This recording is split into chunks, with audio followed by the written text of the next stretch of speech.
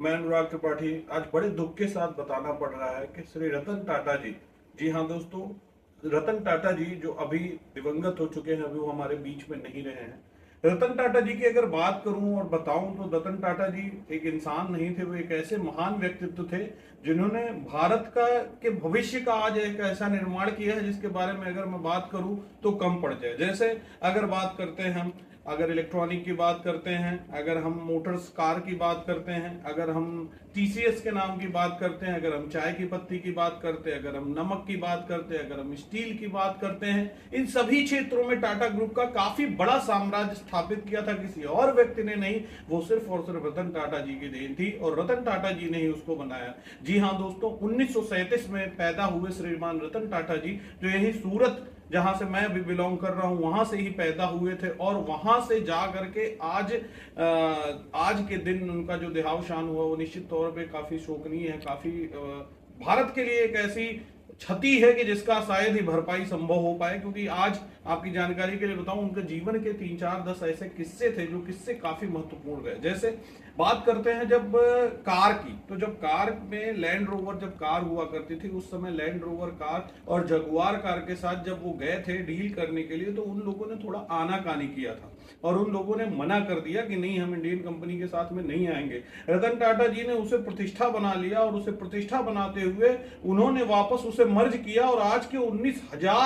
19,100 करोड़ रुपए यानी 1900 करोड़ रुपए यानी $2.3 बिलियन की राशि से उन दोनों को मर्ज कर लिया। और उसके बाद आपने देखा होगा आज आए दिन टाटा की, चाहे पंच हो, चाहे टाटा की टियागो हो या टाटा की कोई भी कार आप लेकर के घूमिए, मैं भी ऑलरेडी टाटा ही यूज कर रहा हूं, कोई भी टाटा की गाड़ी आप यूज करके देखिए, आज के डेट में वो कहीं ना कहीं उसके लोहे, उसकी क्वालिटी, उसका फ्रंटियर सब कुछ काफी बेनिफिशियल है और उसको चलाने में भी काफी तरीके का आकर्षण आता है। सेम ऐसे ही दूसरी बात आई थी कि जब भारतीय एयरलाइंस की अगर हम बात करें तो इंडियन एयरलाइंस, जो एक समय ऐसा आया कि जब बदहाली के दौर से गुजरते हुए वापस खत्म होने के कगार पे आ गई थी, लेकिन नहीं, टाटा जी ने सोचा, रतन टाटा ने सोचा नहीं, ये भारतीय की बात है, ये इंडियन एयरलाइंस की बात है, इसको वापस टाटा के साथ मर्ज किया और टाटा एयरलाइंस जो उनका ख्वाब था उसे भी पूरा किया। साथ ही साथ जब वो 1998 में जब पहली बार जब 1937 में पैदा हुए, 1990 से लेकर 2012 तक वो चेयरमैन रहे। उस चेयरमैन के कार्यकाल के दौरान 1998 में उन्होंने पहली बार जब टाटा की इंडिका कार लॉन्च की थी तो किसी कारण से वो सक्सेस नहीं हो पाई थी। यही एक कारण था कि बाद में जगुआर और लैंड रोवर के साथ उन्होंने टाई अप किया, लेकिन उसी बीच के दौरान उन्होंने सोचा कि मुझे भारत के हर एक व्यक्ति को कुछ ना कुछ बड़ा देना है, मैं चाहता हूं कि भारत का गरीब व्यक्ति भी कार में घूमे, और इसीलिए उन्होंने टाटा नैनो की लॉन्च की थी। आज बहुत सारे लोगों का जो सपना हुआ करता था कार, वो आज हर एक घरों में घूम रहा है। उसकी कहीं ना कहीं दोस्तों, जब तक विजन और दिमाग नहीं होता है ना, अगर वो सोच नहीं आती तो आज आप 10 लाख वाली कार में भी जो घूम रहे हैं वो नहीं घूम पाते। वो रतन टाटा की देन है कि उन्होंने एक सपना सोचा और आज हमें उस बिहाफ पे आगे बढ़ाया। साथ ही साथ कितने सारे शेयर्स के मामले में उन्होंने जब लिस्टेड की अपनी कंपनी, तब भी उसका उन्हें फायदा हुआ। वो एक ऐसी शख्सियत है कि मैं 5 मिनट में उनकी बात करूं तो कम पड़ जाए, उनके ऊपर पूरी किताब भी लिख दूं तो कम पड़ जाए।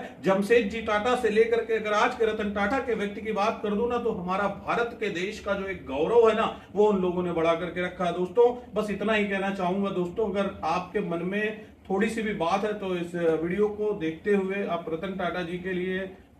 1 मिनट या आधा मिनट मौन रखिए, कुछ अच्छी बातें सोचिए, रतन टाटा जी की जीवनी को पढ़िए और उनके जीवन से सीख करके रतन टाटा जी के लिए कुछ ऐसा करिए कि वो भारत देश के लिए हो। उनकी कंपनी में जब कोई इंप्लाई आता है तो उसे इंप्लाई के तौर पे रखने से पहले उसका टेस्ट किस तरीके का किया जाता है कि उसके अंदर ह्यूमैनिटी है कि नहीं है, उसके अंदर इंटीग्रिटी है कि नहीं है, वह व्यक्ति अच्छा कार्य करने के साथ साथ क्या अच्छे नेचर का है कि नहीं है, क्या उस व्यक्ति के अंदर अच्छी सोच है कि नहीं है। जब ये सारी चीजें चेक कर ली जाती है तब टाटा में नौकरी करता है। आज यही एक कारण है कि टाटा का हर एक एम्प्लॉय सर्विस के मामले में काफी ज्यादा ओरिएंटेड होता है, जो अदर कंपनी से कहीं ज्यादा बेहतर है। आप यही चीज किसी अन्यत्र कंपनी में देखेंगे तो वो सेटिस्फैक्शन का लेवल नहीं मिलेगा, लेकिन जब टाटा की बात आती है तो वहां पे वो लेवल कुछ अलग निकल करके आता है। टाटा की ऐसी अनगिनत कहानियां जो भविष्य में तो मैं बताऊंगा, लेकिन आज चूंकि रतन टाटा जी के लिए मैं भी बड़ा दुखी हूं, तो बस इसी शब्दों के साथ चाहूंगा कि आप भी उनके लिए उनके शब्दों को देखिए, उनके जीवन को जीजिए और उनके बारे में पढ़ करके कुछ ना कुछ अपने भी जीवन में करिए